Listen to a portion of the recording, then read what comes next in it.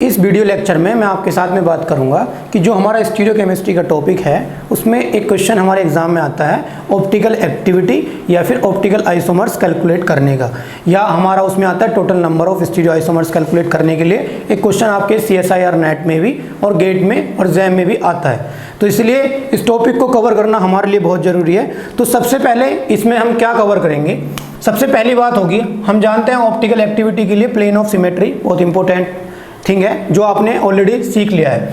अब मैं बात करूंगा, अगर मेरे को कैलकुलेशन करनी है, किसकी कैलकुलेशन करनी है, ऑप्टिकल एक्टिव आइसोमर्स, या फिर कैलकुलेशन करनी है किसकी, स्टीरियो आइसोमर्स की। आपको बहुत बार ये क्वेश्चन मिलेगा कि स्टीरियो आइसोमर्स की कैलकुलेशन किस तरीके से करेंगे।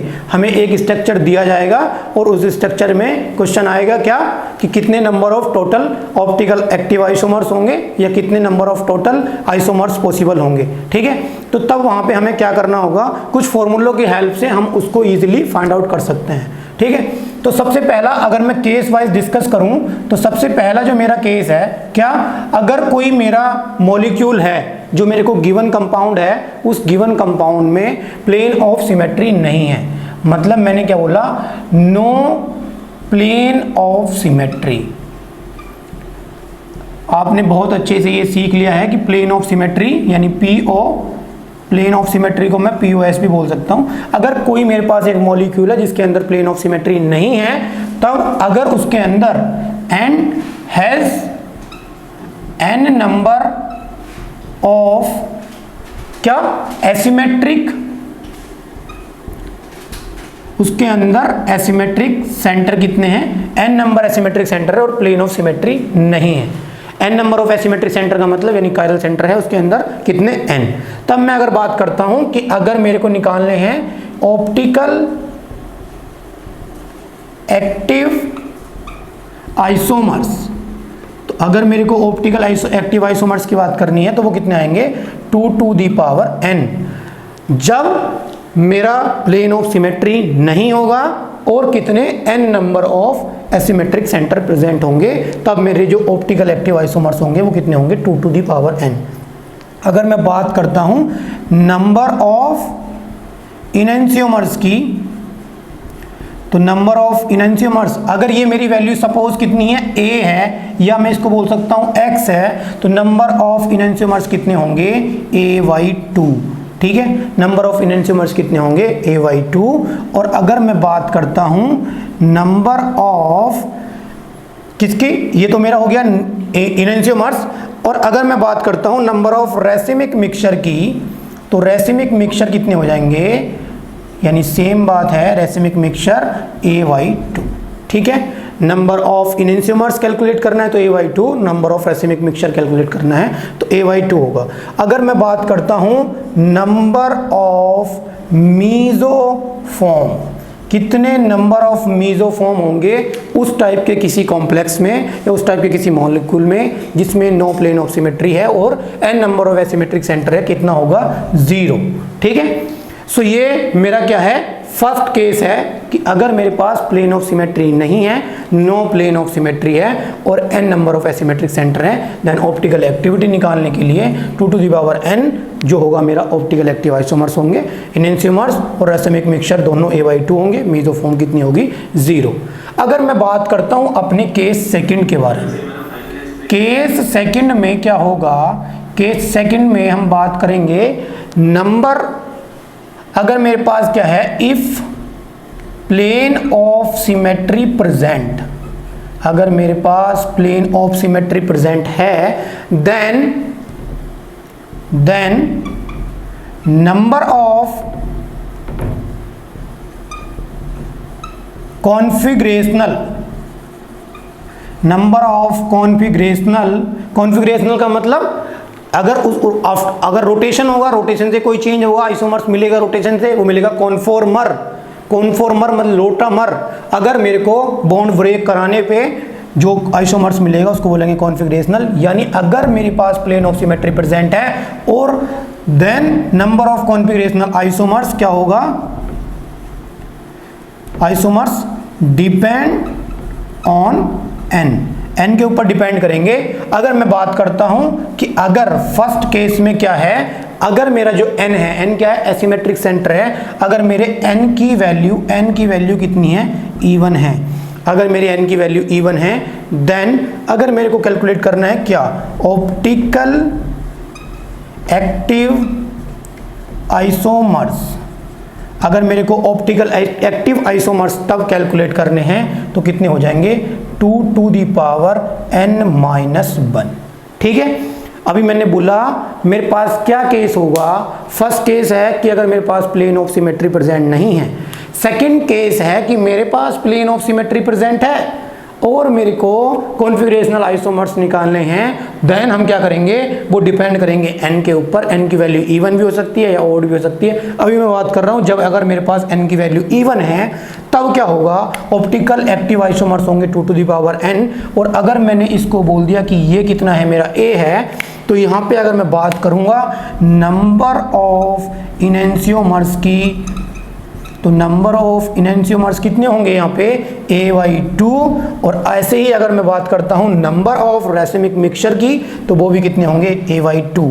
अगर मैं बात करता हूँ नंबर ऑफ मीजोफॉर्म की, अगर मैं बात करता हूँ नंबर ऑफ मीजोफॉर्म की, तो नंबर ऑफ मीजोफॉर्म के लिए यहाँ पे क्या फॉर्मूला होगा, नंबर ऑफ मीजोफॉर्म के लिए हम यहाँ पे फॉर्मूला लगाएंगे 2 to the power n/2 - 1। मैंने बोला कि यहाँ पे हमारे दो फॉर्मूले इंपॉर्टेंट हैं, ऑप्टिकल एक्टिव आइसोमर्स के लिए लगाएंगे 2 to the power n-1 और नंबर ऑफ मीजोफॉर्म के लिए लगाएंगे 2 to the power n/2 - 1। अगर मेरे को निकालना है total number of configurational isomers निकालने हैं, तो वो क्या होंगे, ऑप्टिकल आइसोमर्स और मीजोफॉर्म को ऐड कर देंगे। यानी अगर ये वैल्यू है A और ये वैल्यू है M, then A plus M की वैल्यू हमारी क्या आ जाएगी, total number of configurational isomers आ जाएगी। ठीक है, अब बात करूं एग्जाम्पल के हिसाब से कि किस तरीके का मेरा एग्जाम्पल होगा, तो एग्जाम्पल की हेल्प लेके इसको अच्छे से हम समझ सकते हैं। देखिए मैंने बोला सबसे पहली चीज क्या, अगर मेरे पास प्लेन ऑफ सिमेट्री प्रेजेंट है, यानी अगर मैं कोई इस टाइप का कॉम्प्लेक्स लूं, फॉर एग्जाम्पल अगर मैं बात करता हूं अपने एग्जाम्पल के लिए, अगर मैंने लिया COOH CHOH CHOH COOH।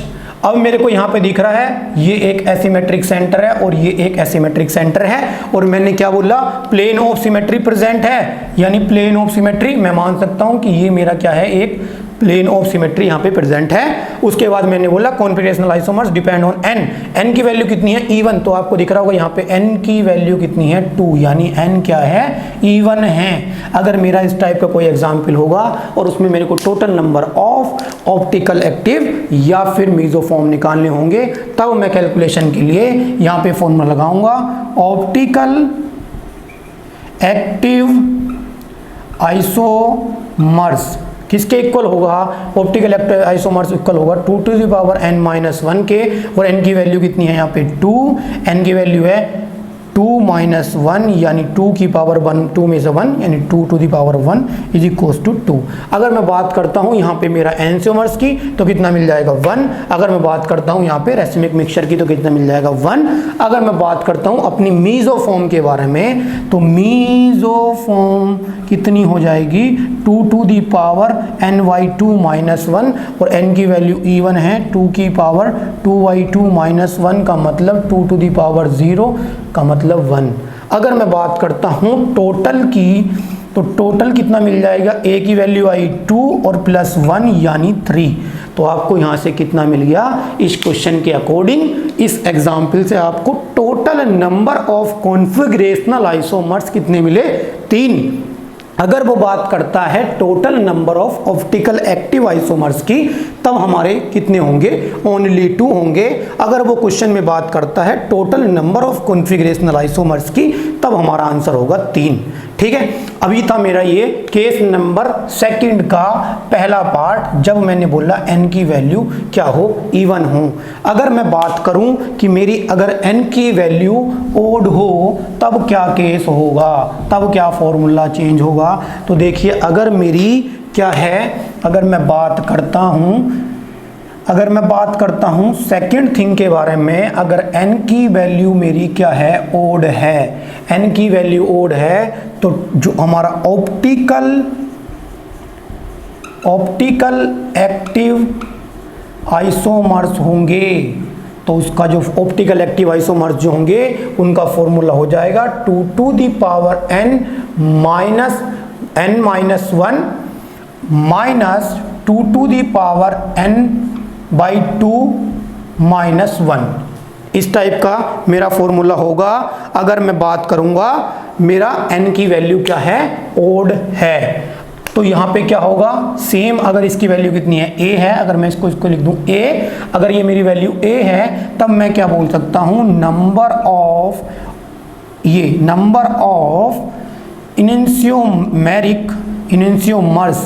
Of enantiomers कितने हो जाएंगे, a/2। अगर मैं बात करता हूँ नंबर ऑफ रैसिमिक मिक्सचर कितने हो जाएंगे, a/2। और अगर मैं यहाँ से बात करता हूँ अपनी नंबर ऑफ मीजोफॉर्म के बारे में, तो नंबर ऑफ मीजोफॉर्म कितनी हो जाएंगी, ये वाला जो फॉर्मूला है 2 to the power n minus 1/2 ये लिख देंगे। अगर मैं इस क्वेश्चन के एग्जाम्पल की बात करूं तो आप अपना एक बार नेट 2017 का क्वेश्चन पेपर भी खोल के देख सकते हैं। सेम कॉन्सेप्ट के ऊपर 4 मार्क्स में क्वेश्चन आया हुआ है। तो हम इसका एग्जाम्पल की पहले बात करेंगे, उसके बाद अपने क्वेश्चन को देखेंगे। यहाँ पे मेरा क्या है कि ये मैंने दिया है n की वैल्यू क्या होनी चाहिए, मेरे पास ओड होनी चाहिए। n की वैल्यू ओड होगी और total number of configurational isomers कैसे निकाल लेंगे, ये मेरा फॉर्मूला है a, इससे वैल्यू मिलेगी m, a प्लस m को ऐड कर देंगे, यानी मेरा total number of configurational isomers यहाँ से निकल जाएगा। अगर मैं इसके एग्जाम्पल की बात करूँ जिसमें मेरा n की वैल्यू ओड हो, यानी क्या हो जाएगा, CH2OH, CHOH, CHOH, CHOH और CH2OH। आपको यहाँ पे दिख रहा होगा कि ये जो मेरा एसिमेट्रिक सेंटर है, ये मेरा एसिमेट्रिक सेंटर है और ये मेरा एसिमेट्रिक सेंटर है, यानी यहाँ पे 3 एसिमेट्रिक सेंटर प्रेजेंट हैं। मैंने बोला इफ POS प्रेजेंट, यानी मैं बोल सकता हूँ यहाँ पे मेरा अगर प्लेन ऑफ सिमेट्री प्रेजेंट है तब क्या होगा, ऑप्टिकल एक्टिव आइसोमर्स अगर मेरे को यहाँ पे कैलकुलेट करने हैं, यानी n की वैल्यू यहाँ पे कितनी है, 3 है, और अगर मेरे को यहाँ से कैलकुलेशन करनी है ऑप्टिकल एक्टिव आइसोमर्स की तो हम इस फॉर्मूले का यूज करेंगे। यानी मैं यहाँ पे क्या कर सकता हूँ, 3 - 1, और यानी पूरा अगर मैं कैलकुलेशन करूँ तो 2 to the power 3 - 1 minus 2 to the power 3 - 1/2। तो यहाँ से कितना मिल जाएगा, यहाँ से मिल जाएगा 4 माइनस यहाँ से मिल जाएगा 2, तो कितना मिल जाएगा 2, यहाँ से कितना आ गया 2 आ गया। और अगर मैं बात करता हूँ मीजोफॉर्म की, तो मीजोफॉर्म से कितना आ जाएगा 2, यानी अगर मैं बात करता हूँ मीजोफॉर्म की कैलकुलेशन की तो यहाँ पे कितना रखूँगा 3 - 1/2, 2/2 मतलब 1, तो 2 to the power 1 का मतलब 1, यानी मीजोफॉर्म कितना आ जाएगी 2। तो total number of configurational isomers कितने मिल जाएंगे यहाँ से 4। ठीक है, तो इस टाइप के क्वेश्चन की आप अच्छे से प्रैक्टिस कर सकते हैं और आपको ये कॉन्सेप्ट समझ में आना चाहिए। मैंने अभी क्या बताया मैं उसको एक बार समराइज करके बता देता हूँ। मैंने सिर्फ आपको ये 2 चीज़ बताई, क्या, अगर मेरे पास की कोई भी मॉलिक्यूल है अगर उसमें प्लेन ऑफ सिमेट्री प्रेजेंट है या नहीं है, अगर प्लेन ऑफ सिमेट्री प्रेजेंट नहीं है तो सिंपली हम उसकी ऑप्टिकल एक्टिव आइसोमर्स जो हैं उनको 2 to the power n formula लगा के निकाल सकते हैं। यानी अगर मैं समराइज करूंगा अपने, तो मेरे पास 2 केस हैं। पहला केस क्या है, पहला केस है no POS, no plane of symmetry. Second जो केस है वो है प्लेन ऑफ सिमेट्री प्रेजेंट। अगर प्लेन ऑफ सिमेट्री प्रेजेंट नहीं है और एसिमेट्रिक, n का मतलब यहाँ पे मेरा क्या है, n का मतलब है number of asymmetric centre. Number of asymmetric centre मेरा n का मतलब है, यानी अगर मैं यहाँ पे बात करता हूँ अपने ऑप्टिकल एक्टिविटी के बारे में तो फॉर्मूला हो जाएगा 2 to the power n, और यहाँ पे सबके लिए फॉर्मूला रैसिमिक मिक्सचर एंड इनेंसियमर्स मिक्सचर का यानी इनेंसियमेरिक पेयर का सेम होने वाला है, यानी A/2 ही होगा, यानी ये जो वैल्यू आएगी इससे मिलेगा A। अगर मैं बात करता हूँ यहाँ पे मीज़ो की, तो मीज़ो का मतलब यहाँ पे कितना मिल जाएगा 0। लेकिन यहाँ पे मेरे दो केस फिर से होंगे। यहाँ पे जो n है, n की वैल्यू अगर even होगी और n की वैल्यू ओड होगी, उसके ऊपर ये चीज़ें डिपेंड करेंगी। अगर मैं बात करता हूँ मेरी n की वैल्यू even है, तो तब मेरा जो फॉर्मूला होगा वो simply 2 to the power n-1 होगा। और अगर मैं बात करता हूँ इसी के मीज़ो फॉर्म की, तो 2 to the power n/2 - 1 होगा। फॉर्मूला याद करने में कोई डिफिकल्टी नहीं होगी, क्योंकि n की वैल्यू even है, यानी इससे अगर डिवाइड करेंगे तो मेरे को यहाँ से ईजिली, क्योंकि अगर हम इवन वैल्यू को ईजिली डिवाइड करेंगे तो कोई फ्रैक्शन नहीं मिलेगा। तो इस टाइप से हम दोनों फॉर्मूले को अच्छे से याद रख सकते हैं। ये मेरा ऑप्टिकल के लिए है और ये मेरा मीज़ो फॉर्म के लिए है। अगर टोटल नंबर ऑफ कॉन्फ़िगरेशनल निकालना है तो इन दोनों को ऐड कर देंगे। अगर मैं बात करता हूँ n की वैल्यू ओड है, तो सबसे पहला जो फॉर्मूला है बड़ा फॉर्मूला होगा 2 to the power n-1 minus 2 to the power n-1/2 n-1/2 because की वैल्यू क्या है, n की ओड है, इसलिए 1 में से माइनस होने के बाद 2 से इजीली क्या हो जाएगा, डिवाइड हो जाएगा और वैल्यू यहाँ पे क्या होगी, कोई इंटीजर मिलेगी।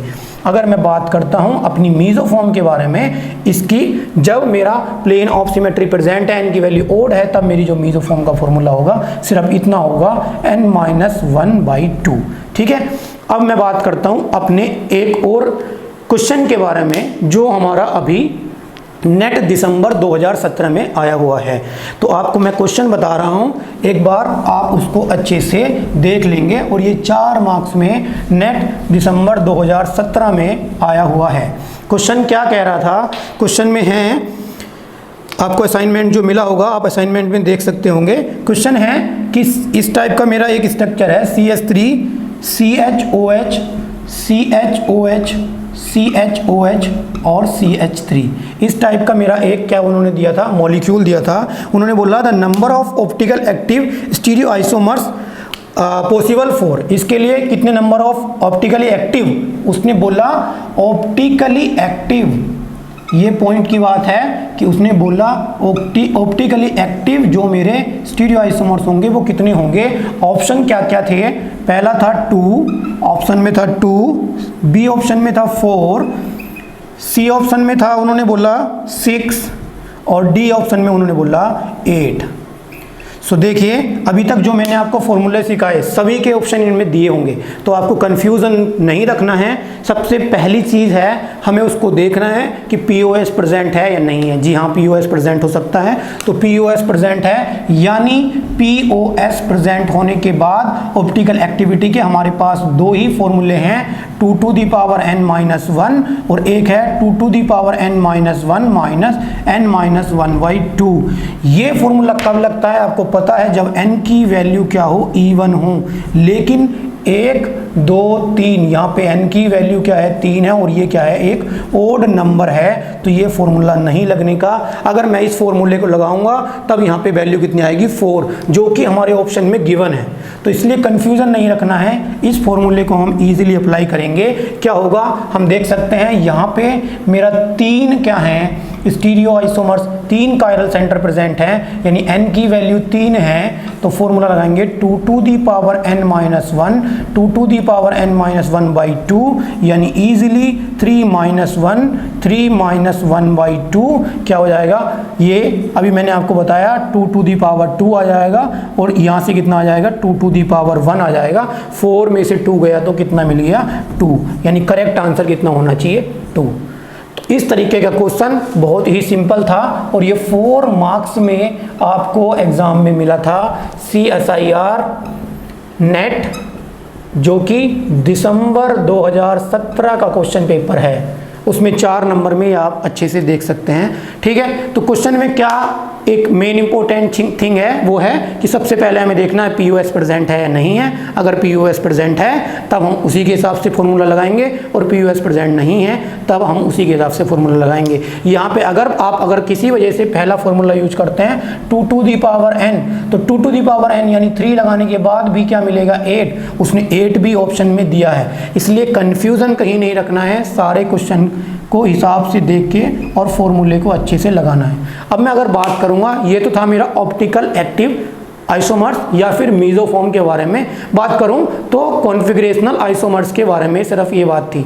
अगर मैं बात करता हूं कि मेरा जैम के एग्जाम में क्वेश्चन पूछा जा सकता है, जो मैं बताने की कोशिश कर रहा हूं, अगर मेरा total number of geometrical isomers की कैलकुलेशन अगर वो दे, तो तब हम उस क्वेश्चन को कैसे अटेम्प्ट करेंगे, कैसे हम बनाएंगे total number of geometrical isomers. अब अगर मैं बात करूंगा ज्योमेट्रिकल आइसोमर्स की कैलकुलेशन के बारे में, तो n जो होगा यहाँ पे क्या होगा, नंबर ऑफ डबल बॉन्ड, यानी नंबर ऑफ डबल बॉन्ड को क्या बताएगा, n बताएगा। ऑप्टिकल एक्टिविटी में क्या बता रहा था, n एसिमेट्रिक सेंटर को बता रहा था, लेकिन हम ज्योमेट्रिकल आइसोमर्स जब कैलकुलेट करेंगे तो n क्या है, यहाँ पे नंबर ऑफ डबल बॉन्ड है।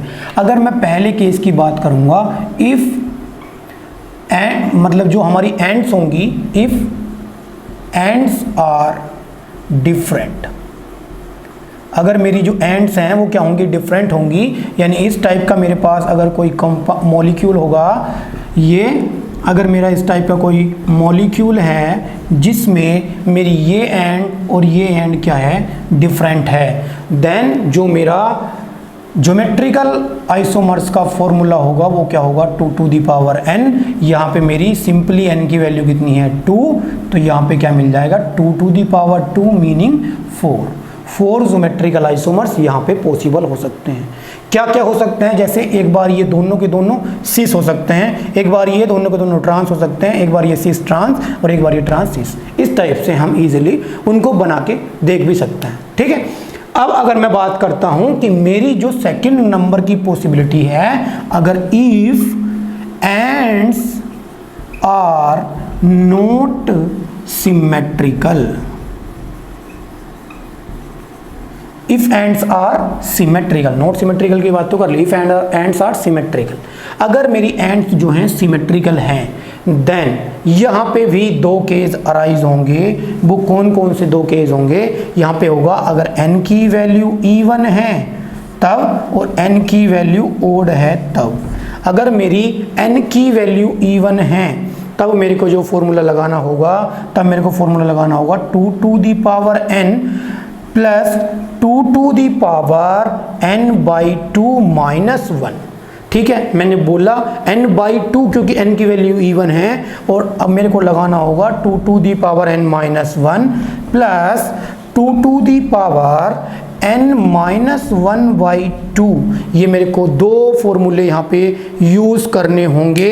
अगर मेरी n की वैल्यू इवन है तो मेरे को लगाना होगा 2 to the power n minus 1 plus 2 to the power n/2 minus 1।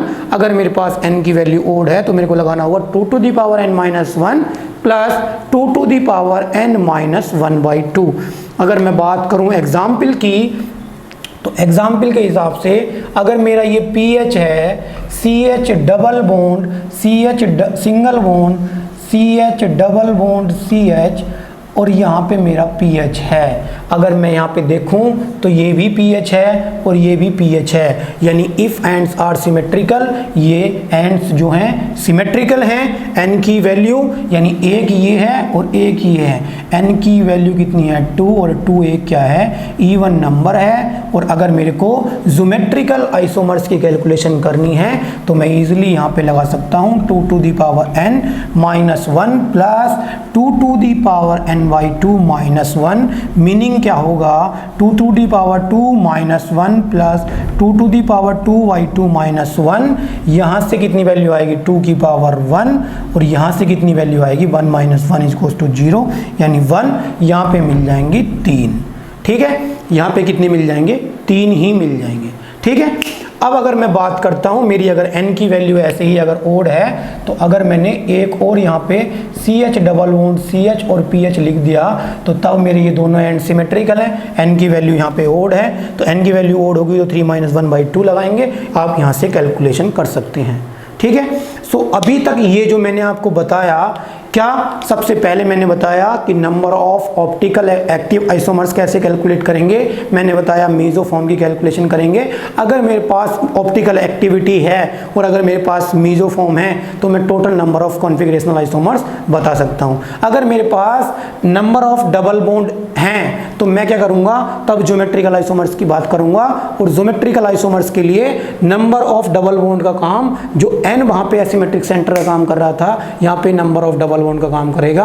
और यहाँ पे दो केस होंगे, डिफरेंट होंगी एंड या फिर सेम होंगी। अगर एंड डिफरेंट होंगी तो 2 टू दी पावर डायरेक्ट क्या हो जाएगा 2 टू दी पावर n। अगर डिफरेंट होंगी तो 2 टू दी पावर n। अगर सेम होंगी तो दो केस होंगे, n की वैल्यू इवन भी हो सकती है और ऑड भी हो सकती है। इवन होगी तो ये फॉर्मूला लगाएंगे और ऑड होगी तो ये फॉर्मूला लगाएंगे।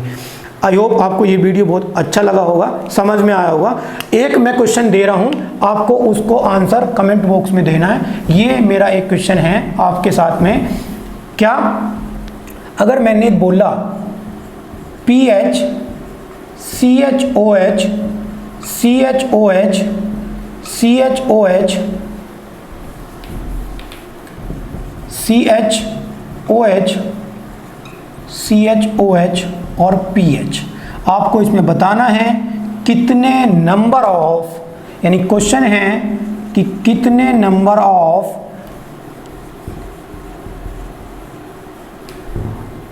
टोटल कॉन्फिगरेशनल आइसोमर्स होंगे यहाँ पे। ठीक है, number of total configurational isomers कितने होंगे इस स्ट्रक्चर के अंदर, आपको वो बताना है। Thank you.